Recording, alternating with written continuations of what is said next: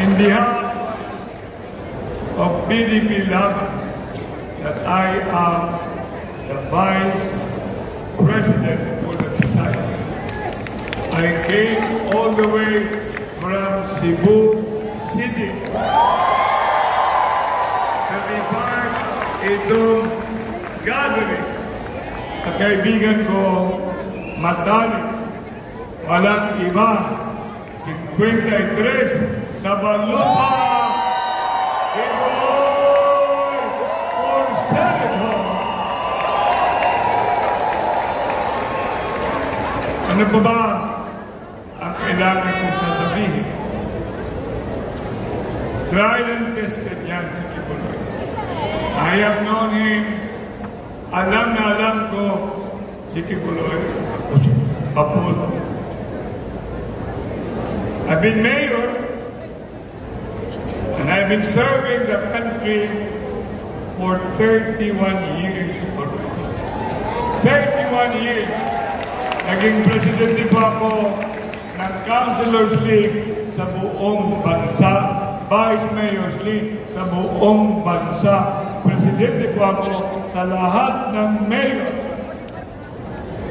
League Cities of the Philippines, and that brought me nakakilala ko kasi nagpunta na noon when I was the mayor in the city of Cebu somewhere 2010. Kaya nga sabi ko sa sarili ko, sabi kasi ni MJ, Mayor Mike, after last night with Adma and MJ, in-interview ako, ano ba sasabihin mo?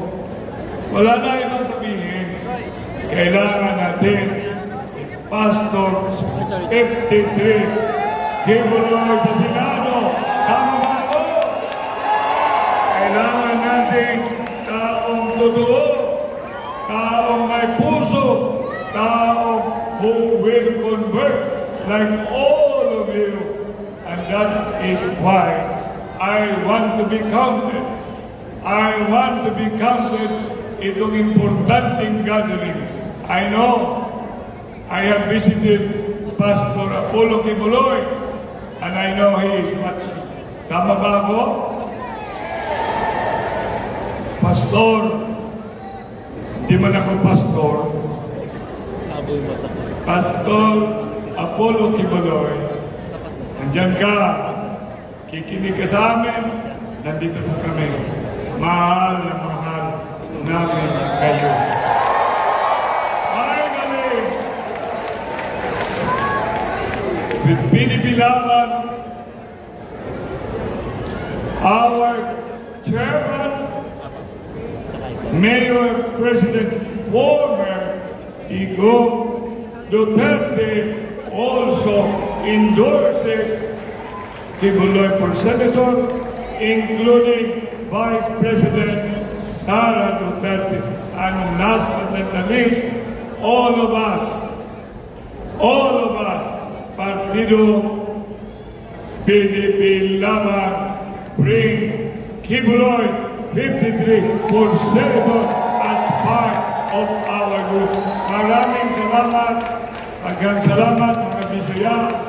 May gabi kaninyong tanan. Bisaya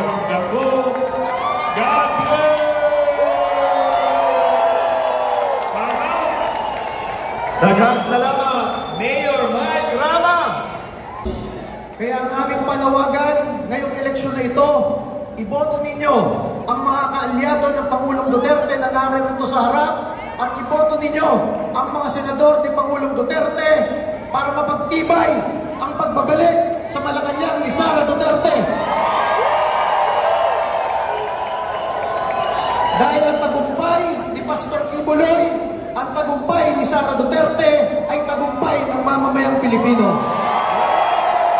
Maraming salamat at masabi natin, tatag lang, tatag lang. Maraming salamat po. Attorney Esralito Torion.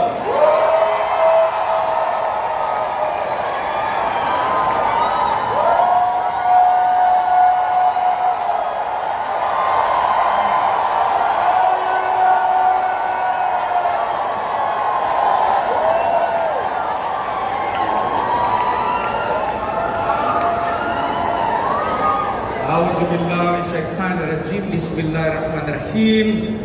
Assalamualaikum warahmatullahi wabarakatuh. Maayong gabi sa ato ang tanan. Tatag pa ba tayo? Suportahan ba natin si Pastor? Mga kaibigan, ako po si Attorney Israelito Bobet Torion.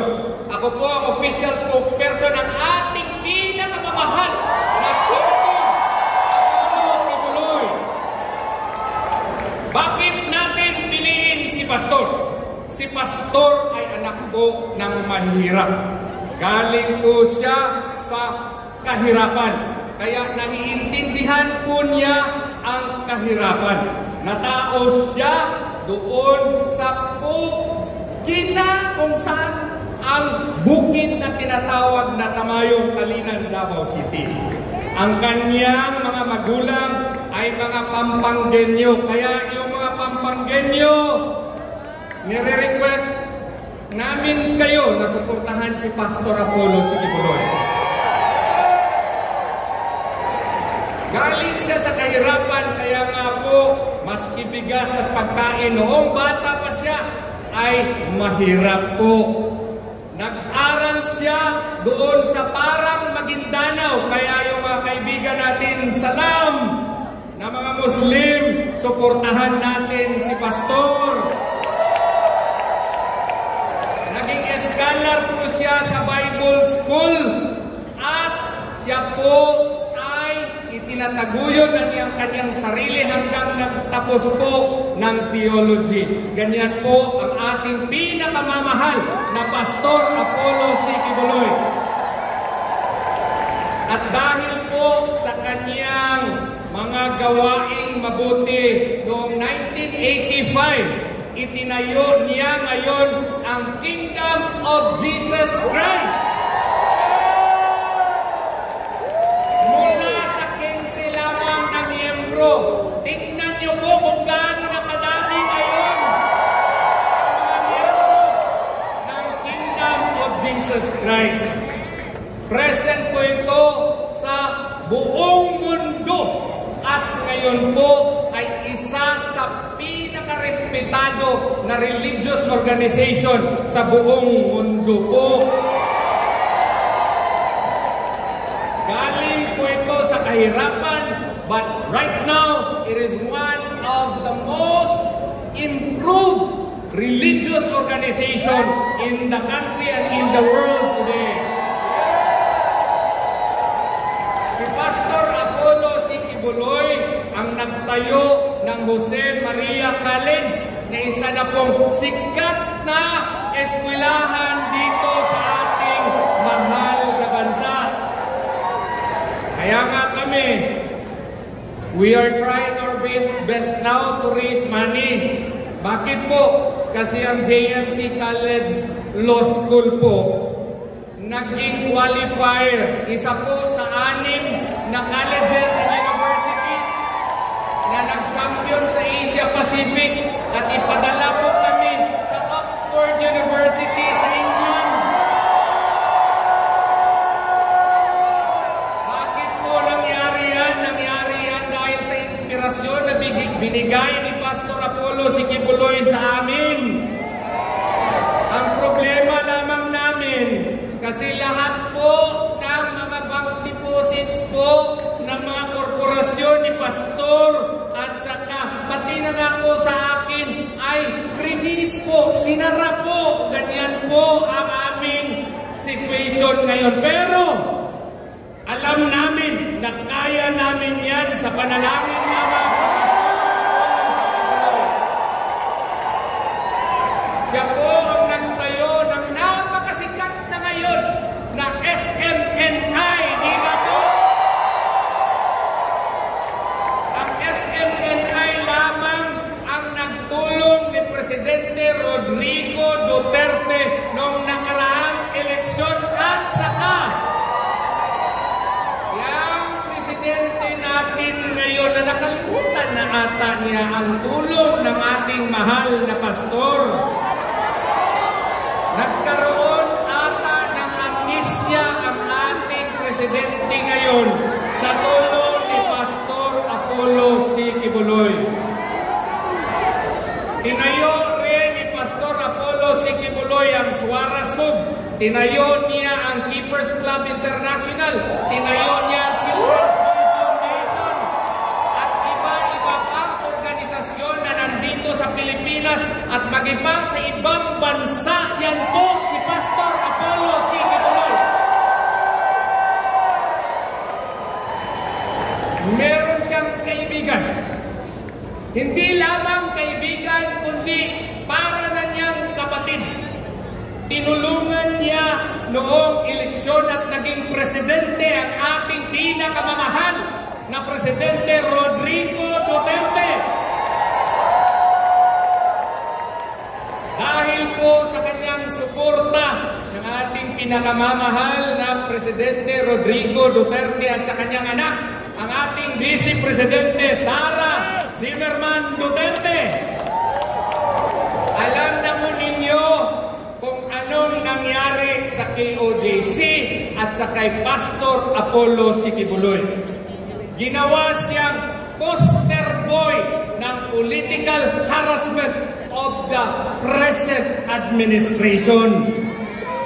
Binuhay ang patay na kaso at ngayon siya po ay nakakulong at nagkasakit pa, pero sa awa ni Allah subhanahu wa ta'ala, ngayon po ay recovering na si Pastor.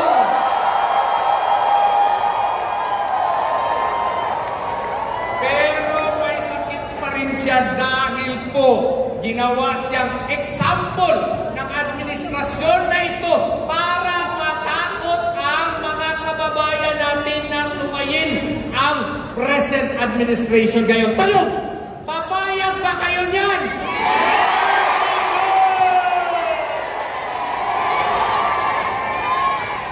Kaya nga, from the bottom of our hearts, kailangan natin bigyan ng nakakapinging suporta si Pastor Apollo.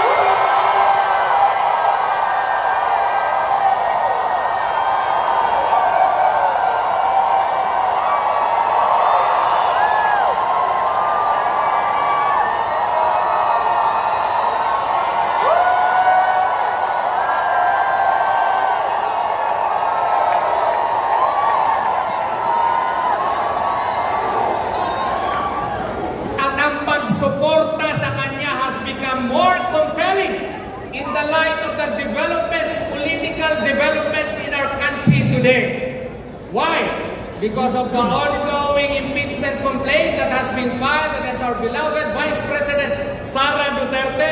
It has become incumbent upon us to give a deafening support not only to Pastor Apollo C. Quiboloy, pero lahat na ng mga ini-endorsong kandidato ng ating mahal na Presidente, Sir Rodrigo Duterte. Pwede ba yan?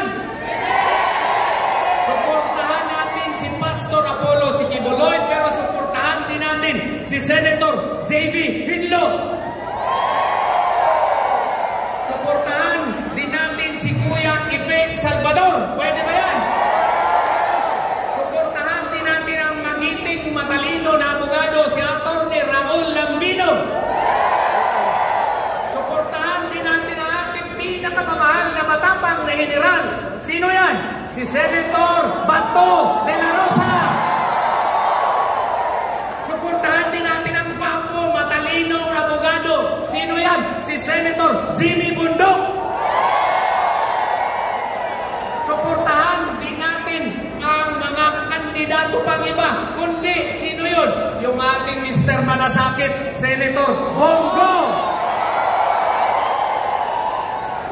Suportahan din natin yung mahal ni Presidente Duterte. Sino yun?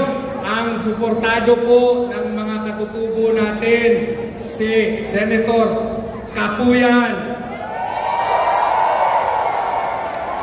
At suportahan din natin yung mga party list na nandito po at nagsalita ngayong hapon at ngayong gabi. Pwede ba yun? Bakit po kailangan natin silang suportahan? Suportahan natin sila because just in case yung impeachment complaint po ay ipapatuloy sa next na Senado, kailangan natin ang kanilang suporta para hindi makuha yung required 2/3 vote ng Senado. Kaya kailangan tayo, vote straight tayo ngayong election.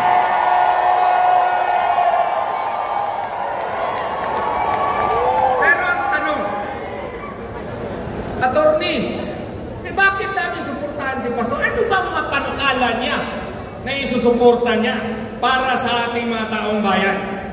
Isasabi po ni Pastor yan, pero ito po ang mga importante. Una, magtalaga siya ng batas, ang tawag Comprehensive Social Protection Bill. Meron ng batas ngayon, Republic Act 11310 or Social Pension and Indigent Senior Citizens Act. Pero po ang batas na ito, ang objective po nito is to rationalize ayuda system. Yung ayuda ngayon kasi, wala pang klarong batas yan. Kaya kung sinong bibigyan ng mga ayuda, yung mga lakas sa kapitan, lakas ng congressman, lakas ng mayor, di ba po? Ginagawa po ang ayuda ngayon as a political tool of the present administration, not only to influence voters, but to coerce voters to support their candidates. Di ba tama po? Kailangan po dito sa panukalang batas ni Pastor, i-rationalize ito.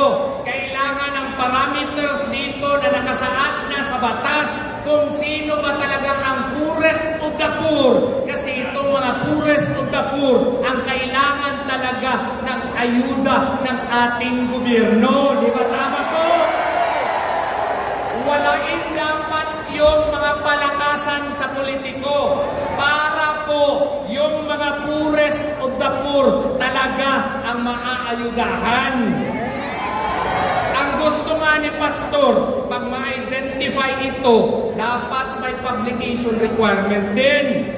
Pwede makuha ang listahan. Hindi naman ipapublish kasi nakakahiya yun. Kung gusto mo makakuha ng listahan, pwede available yun. Bakit? Kaya para meron ding remedy. Yung driver ng kapitan, yung kanyang kabit na naging ayuda na, o yung kanyang mga girlfriends, pwede rin questionin doon sa korte para magkaroon ng summary hearing. At kung ma-prove na wala siyang karapatan, pwede siyang tanggalin at palitan. Di ba maganda po? Gusto rin niya na merong regular assessment ng mga beneficiaries. At saka gusto niya holistic ito. Merong healthcare at meron ding housing. Yun ang gusto ni Pastor.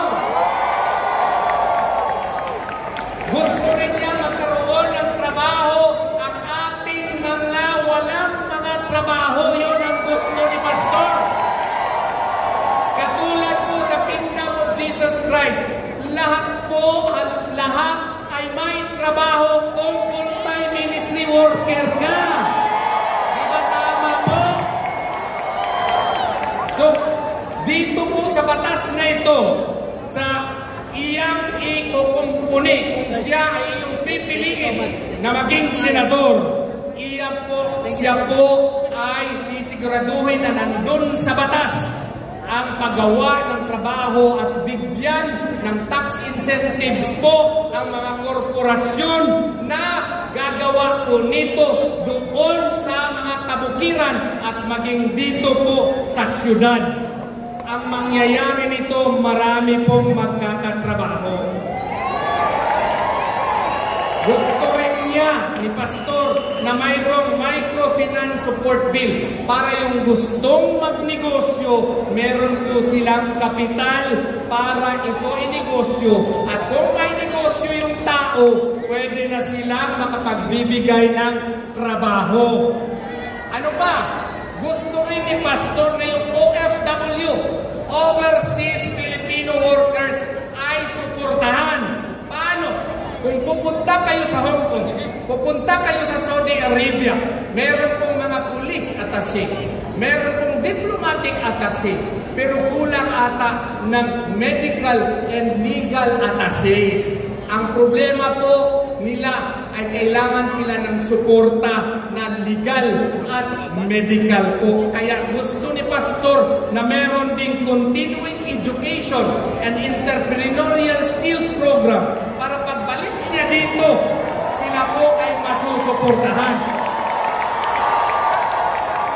Si Pastor po ang magiging main warrior sa corruption.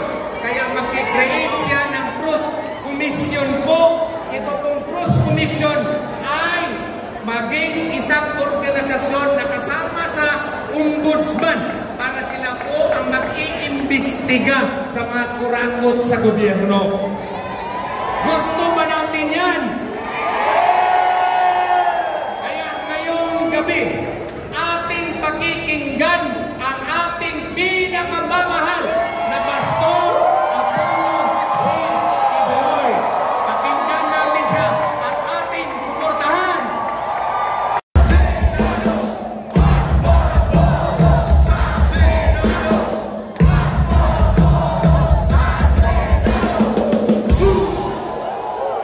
Mabuhay si Pastor Apollo C. Kibuloy!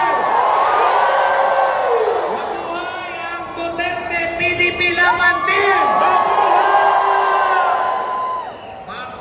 Bumalik po ako dito kasi may hindi pala ako na-mention na mga dalawang magigiting na abogado na kailangan nating suportahan. Suportahan natin si Congressman Dante Marcoleta. Isang matapang na abogado, magaling na abogado at kapatid natin na Iglesia ni Cristo. Suportahan si Congressman Dante Marcoleta.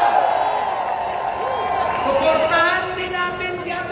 Vic Rodriguez. Siya ay makatulong natin sa Senado. Ang request po ni Pastor, vote straight tayo, PDP laban. At kailangan natin silang iluklok sa Senado ngayong eleksyon. Maraming salamat po! Isa pa